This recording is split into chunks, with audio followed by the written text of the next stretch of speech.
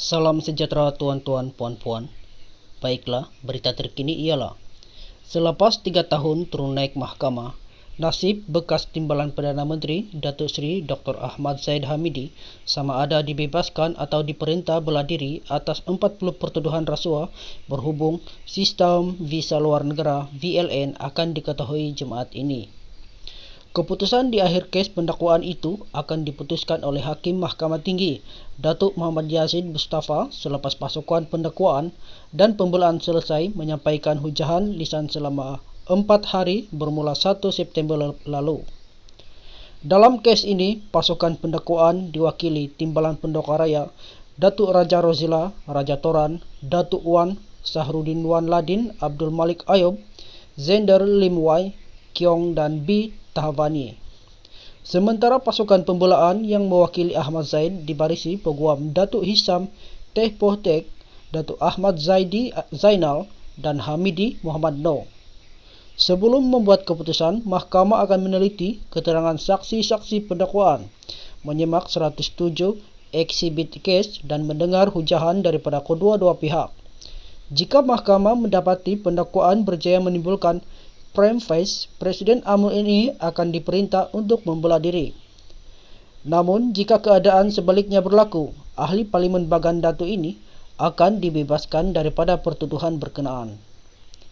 Perbicaraan kes ini berlangsung selama 29 hari bermula 24 Mei 2021 manakala prosiding selesai pada 11 Ogos lalu. Susulan itu, pihak pendakwaan menutup kes ini selepas memanggil 18 saksi, antaranya bekas Ketua Setiausaha Kementerian Dalam Negeri Tan Sri Alwi Ibrahim serta 3 bekas pengarah syarikat Ultra Kirana Sendirian Berhad UKSB Harry Lee Vui Kyun, Wan Kui Rissa, Wan Abdul Ghani dan David Tan Siong Sun. Berbeza dengan kes membabitkan bekas Perdana Menteri Datuk Seri Najib Razak dan isterinya Datin Seri Rosmah Mansor prosiding rasuah berhubung sistem VLN, membabitkan Ahmad Zahid kurang diselitkan dengan plot-plot kontroversi. Jika ada sekalipun, prosiding hanya tertangguh disebabkan Perintah Kawalan Pergerakan PKP, saksi dijangkiti COVID-19 dan Ahmad Zahid perlu menerima rawatan sakit leher serta belakang di luar negara. Ahmad Zahid 69 menghadapi 33 pertuduhan menerima rasuah berjumlah 13.56 juta daripada UKSB untuk dirinya sebagai Menteri Dalam Negeri bagi menyambung kontrak syarikat itu sebagai pengendali perkhidmatan pusat sehenti OSC di China dan sistem visa luar negara VLN, serta untuk mengekalkan perjanjian kontrak untuk membekalkan sistem bersepadu VLN kepada syarikat yang sama oleh Kementerian Dalam Negeri. Bagi kes ini, pertuduhan dibuat mengikut Seksyen 16A-B Akta Suruhanjaya Pencegahan Rasuah Malaysia SPRM 2019 dan boleh dihukum di bawah Seksyen 241 Akta sama. Jika didapati bersalah, tertuduh boleh dihukum penjara tidak melebihi 20 tahun dan denda tidak kurang 5 kali ganda nilai suapan atau RM10,000 mengikut mana-mana yang lebih tinggi. Bagi 7 lagi pertuduhan, Ahmad Zahid didakwa memperoleh untuk dirinya 1.15 juta RM3.125 juta, 15.000 Swiss francs dan 15.000 AS daripada syarikat sama yang mempunyai kaitan rasmi dengan tugas. Peruntukan dibuat mengikut Seksyen 165 Kanun Keseksaan yang membawa hukum penjara sehingga 2 tahun atau denda atau kedua-duanya sekali jika sabit kesalahan.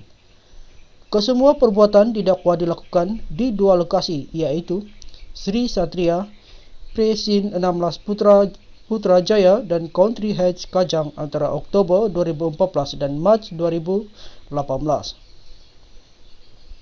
Bagi semua pertuduhan, Ahmad Zahid dibebaskan atas jaminan sebanyak RM800,000 dengan seorang penjamin. Sebelum ini, Ahmad Zahid berhadapan satu pertuduhan, iaitu memperoleh untuk dirinya sebanyak €15,000. Namun pada 16 Jun lalu, pendakwaan memindah pertuduhan 3 kes itu daripada €15,000 kepada 15.000 Swiss francs. Ini menyebabkan pertuduhan itu dipecahkan semula dan Ahmad Zaid mengulangi pengakuan tidak bersalah atas pertuduhan tersebut. Dalam prosiding terdahulu, antara yang menarik perhatian ialah kenyataan Xiong San bahwa catatan Monster, Youngboy, dan YB dalam ledger syarikat merujuk kepada Ahmad Zaid. Xiong Sun berkata nama kod itu dibuat kerana bimbang jika ledger itu terdedah kepada orang lain.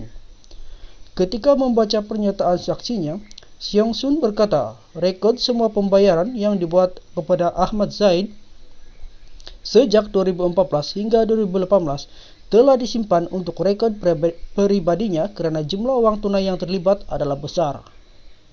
Sementara Vui Kyun pula menyatakan bahawa KJ dan Bomo adalah antara perkataan yang direkodkan dalam ledger UKSB yang dibentangkan dalam perbicaraan rasuah itu. Bagaimanapun, pasukan pembelaan mendakwa pertuduhan terhadap Ahmad Zaid adalah bersifat terpilih apabila kes rasuah berkaitan kontrak syarikat UKSB di Mahkamah Tinggi hanyalah melibatkan sumbangan politik. Hisham yang mengetuai pasukan pembelaan mempertikaikan jika sumbangan politik menjadi asas dalam pertuduhan, nama-nama yang disebut oleh saksi dalam kes ini juga perlu disiasat.